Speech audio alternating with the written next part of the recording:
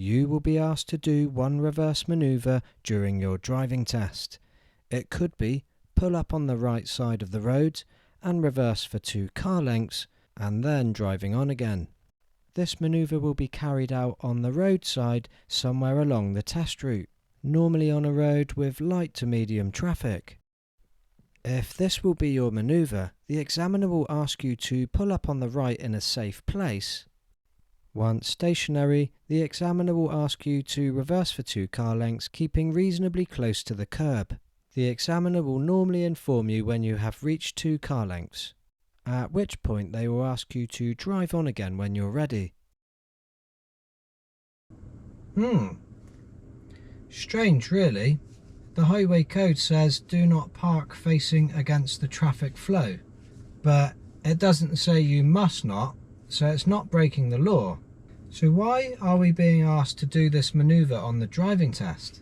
Well, it's supposed to resemble a situation where we park on the right side of the road behind a parked car and we can't see if it's safe to move off again. Because we're sat on the right side of the car, it's very hard to see past the parked car in front of us.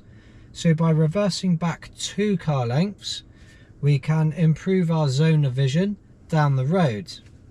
From this position, we won't need to creep as far out into the road to see if it's safe to move off again.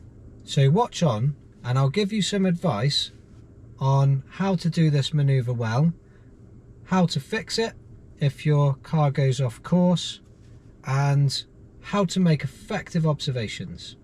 I would recommend to begin steering across to the right about 5 car lengths before your target position. This should give you enough space to finish parallel. But be careful not to steer across a side road. Finishing at an angle will mean having to correct the angle while reversing. Okay, it's still achievable, but it adds more unnecessary work to do.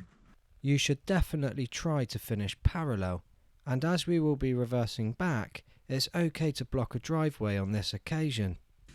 When pulling up on the right, you should give way to oncoming traffic. If you need to give way, try to stop about 5 car lengths before your target position on the right side. You must not affect the speed or the direction of the oncoming traffic when pulling up on the right side. This will be marked as a serious fault on the test.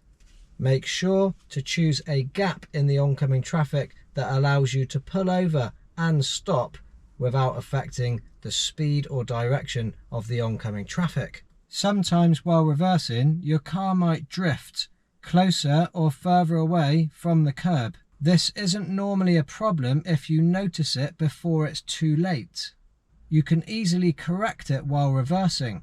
However, if you let the back of your car drift too close to the curb, you won't be able to correct that while you're reversing, because as you try to turn the back of the car away from the curb, the front of the car will swing towards the curb and hit the curb, or grind the curb, or scrape the curb. If the back of your car drifts too far away from the curb, you could try and correct that while reversing, but the front of your car is going to swing into the road as you turn the back of your car towards the curb. This could create more of an obstruction to any traffic that's trying to drive past. In these situations, it's best to pull forwards and straighten up and then continue to reverse back. You will receive a minor for this on your test, but not normally a fail. All-round observations are crucial while reversing. Other road users should not have to slow down or change direction while you are reversing. This applies to all of your manoeuvres. To avoid this, you should stop when another vehicle is approaching and is within a few car lengths distance of your vehicle, or a pedestrian is walking beside your car. Special attention should be given to driveways, the road, footpaths and cycle paths. We really are setting the highest standard of safety here.